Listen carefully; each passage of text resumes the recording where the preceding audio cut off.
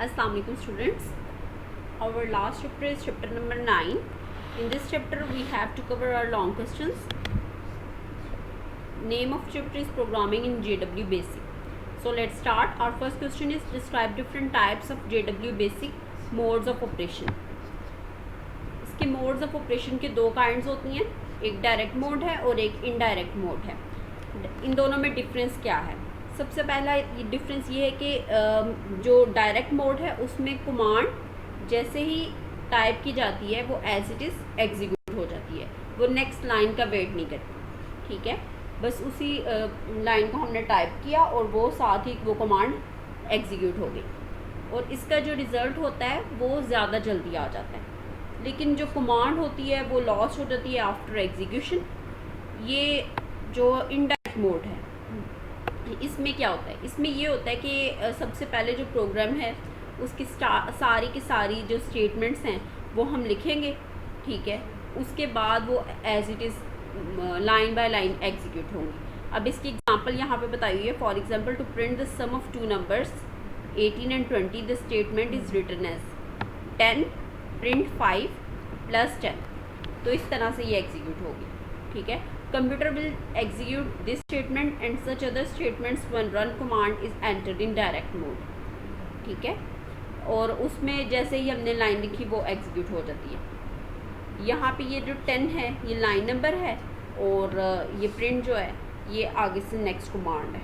ठीक है, line number इसमें हमने दे दिया.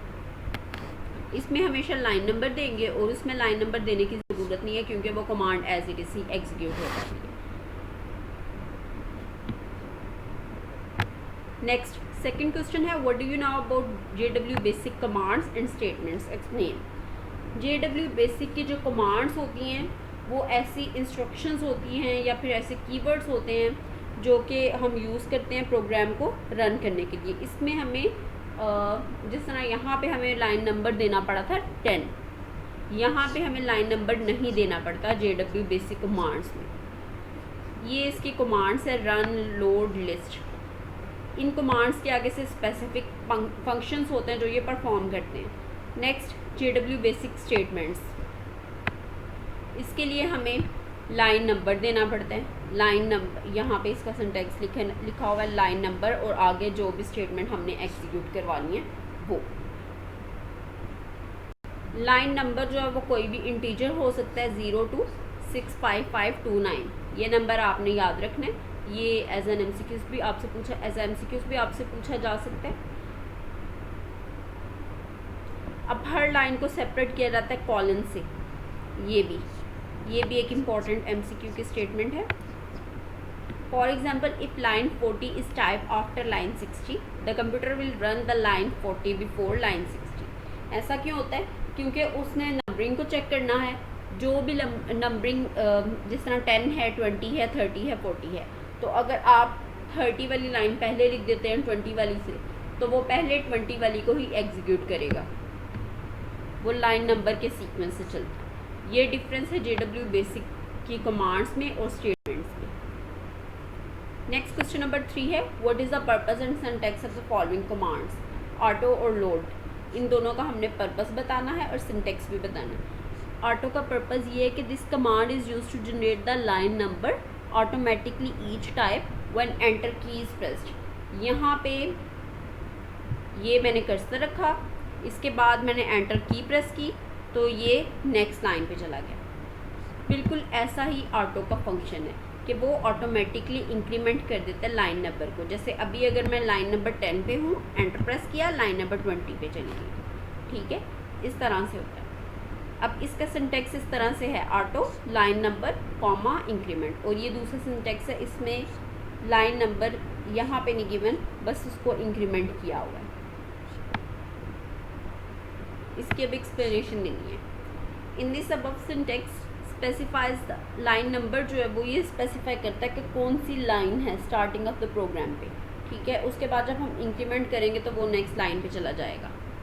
डिफ़ॉल्ट वैल्यू 10 होती है. डिफ़ॉल्ट वैल्यू इस तरह से कि 10 से वो स्टार्ट हो रहा है, नेक्स्ट 20 आएगी, फिर 30 आएगी, इस तरह से. ये जो यहाँ पे डॉट लगा हुआ है ये वाला, ये यूजुअली रिप्रेजेंट करता है लाइन नंबर को और वो वाली लाइन जिस पे जो कर्सर है फ्रंटली होता है, लाइन नंबर 10 पे है तो लाइन नंबर 10 होगी, 20 पे है तो फिर 20 होगी, ठीक है, इस तरह से। और उसके बाद इंक्रीमेंट कर देगा। पहली इंस्ट्रक्शन इसमें ऑटो की है, सेकंड इंस्ट्रक्शन इसमें लोड की है। लोड क्या फंक्शन परफॉर्म करता है? लोड ये फंक्शन परफॉर्म करता है कि जो आपके पास प्रोग्राम पड़ा है, प्रोग्राम या प्रोग्राम का जो पार्ट पड़ा है डिस्क के अंदर, उसको लोड करता है मेमोरी के अंदर, रैम में, ताकि वो उसको एग्जीक्यूट करवा सके। इसका सिंटैक्स इस तरह से है, लोड की कमांड पहले लिखेंगे, फिर उसके बाद फाइल का नेम लिखेंगे, फाइल नेम जो भी फाइल आपने एग्जीक्यूट करवानी है वो आएगी, फिर उसके बाद R, this option is use to run the program immediately after it is loading into memory. File को उठाएगा डिस्क से, उसके बाद मेमोरी में लोड कराएगा, ठीक है। और ये जो आर है, ये आर रनिंग के लिए है कि आपने कौन सी जो फाइल है उसको रन करवाना है, ठीक है। ये ऑप्शनल है, ये ज़्यादातर यूज़ नहीं होता। अब ये देखें, ये एक फ़ाइल है, इसको आपने लोड करवाना है, लोड करवा के इसको एग्जीक्यूट करवा देना। तो ये इसी तरह से हम कमांड्स यूज़ करेंगे।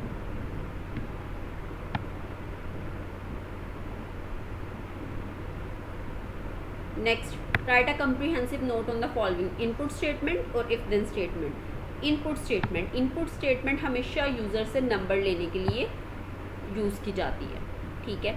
जब नंबर नहीं, कोई भी हमने डेटा वैल्यू लेनी है, अगर उसे कोई स्ट्रिंग भी लेनी है, कोई स्ट्रिंग कॉन्स्टेंट लेनी है, या फिर कोई भी वेरिएबल लेना है, कोई अल्फ़ाबेटिक डेटा लेना है, अल्फ़ा न्यूमेरिक डेटा लेना है, तो हम इनपुट की स्टेटमेंट जो है ना वो एग्जीक्यूट करवाते हैं। जब ये एग्जीक्यूट होगी तो हमारे पास इनपुट कर देगा यूज़र कीबोर्ड के थ्रू, ठीक है, एंटर। और फिर उसके बाद जब एंटर की प्रेस करेगा तो वो नेक्स्ट लाइन पे चला जाएगा। इसका सिंटैक्स इस तरह से, input prompt string list of variables. ये प्रॉम्प्ट स्ट्रिंग यहाँ पे इसलिए आ रहा है क्योंकि वो एकदम ही सारी वैल्यूज़ को ले लेता है, और जो जो वेरिएबल्स होंगे उनके थ्रू वो नेक्स्ट उससे वैल्यू लेता जाएगा। अगर एक नंबर है तो जस्ट वो ए में वैल्यू स्टोर करवाएगा, अगर नेक्स्ट नंबर भी लेना है तो फिर उसके बाद वो बी पे जाएगा, फिर सी पे, इस तरह से जितने वेरिएबल्स होंगे उतने ही वो नंबर लेता जाएगा।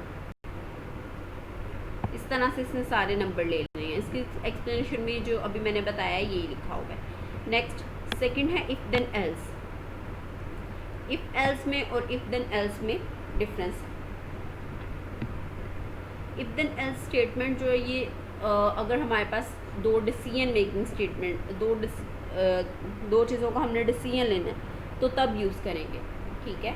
अगर एक दफ़ा एक एक्शन परफॉर्म हो गया, ठीक है, तो उसका हम उसकी फर्स्ट कंडीशन चेक करेंगे, फिर उसके बाद अगर वो ट्रू है तो फिर हमें नेक्स्ट पे जाने की ज़रूरत नहीं है, लेकिन अगर वो फॉल्स है तो फिर हम दूसरी वाली पे जाएंगे और वो वाली कंडीशन चेक करेंगे। इफ़ यहाँ पे कंडीशन में ये लगा देती हूँ ए ग्रेटर देन बी, देन यहाँ पे स्टेटमेंट 1 आ जाएगी कि प्रिंट ए, एल्स प्रिंट बी। इस तरह से ये वर्क परफॉर्म करेगी। नेक्स्ट लास्ट क्वेश्चन है 5। इसमें यहाँ पे हमने सोल्यूशन फाइंड करना है 3 स्टेटमेंट्स का। पहली स्टेटमेंट ये है प्रेसिडेंस ऑपरेटर, जो मैंने आपको कहा था उसी तरह से इसने वैल्यूज़ को सॉल्व करना है, ठीक है। प्रेसिडेंस वाली वीडियो 8 वाले चैप्टर का लास्ट क्वेश्चन था। तो यहाँ से हम क्या करेंगे, सी की वैल्यू पुट करेंगे, सी की वैल्यू 2 है, नेक्स्ट अगेन सी की वैल्यू 2 है, डी की वैल्यू 1 है, ऊपर क्वेश्चन में यहाँ पे ये गिवन है, और ई की वैल्यू 5 है।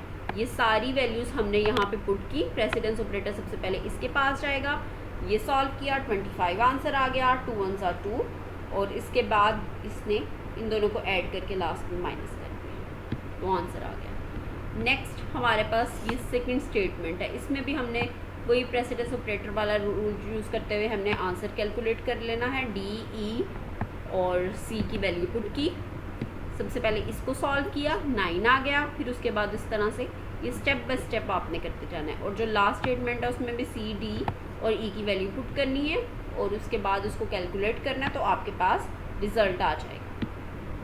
Thanks for watching the video. अगर आपको ये वीडियो अच्छी लगी है तो लाइक करें और मेरे चैनल को सब्सक्राइब कर दें। थैंक्स।